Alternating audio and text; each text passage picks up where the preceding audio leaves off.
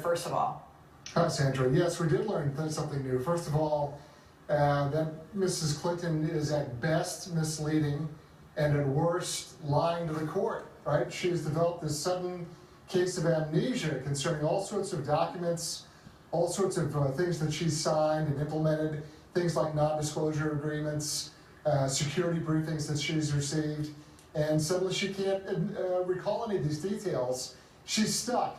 If she's not going to perjure herself, and she's not going to make admissions against her own interest. So as expected, she played it safe.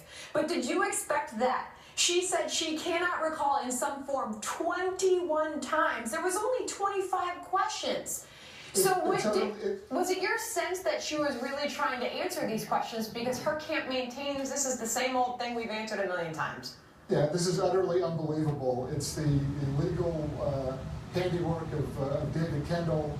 I think when Judge Emmett Sullivan reads this answer, who was appointed to the bench by Mrs. Clinton's husband, and he's the federal judge who authorized us to conduct our investigation of this matter, I don't think Judge Sullivan's going to be terribly persuaded by this sudden, wide, selective amnesia.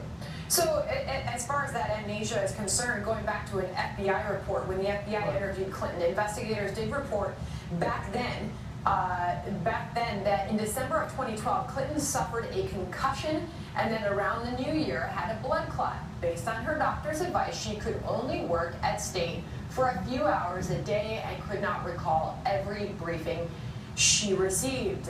An excuse? If she's incapacitated in some way, then I think it's incumbent upon her to make a full disclosure about that. The important thing in our case is the FBI did not even get her under oath. We did. And so now we have sworn statements of what her position is and what she says she can or cannot remember. It's utterly unbelievable, and what it does confirm is that she placed the United States in grave danger because there's 22 top secret emails that went across her server that the Inspector General of the Intelligence Community identified. She endangered the United States, and now she's lying about it. And by the way, it wasn't just the 21 do not recalls. In addition to that, she entered various legal obligations to the formation or wording of 18 of the 25 questions, and she also filed 8 separate general objections to the process under which the questions were being asked.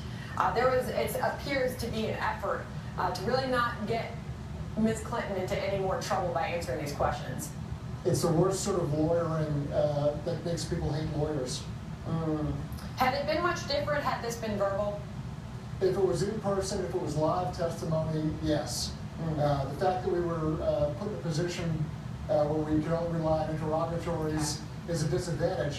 In fact, that's why even in arguing this, the judge himself, Judge Sullivan, wanted us to argue it in person in front of him. Yeah, and her camp, Brian Fallon, saying that these are the same questions that she has personally and verbally answered aloud.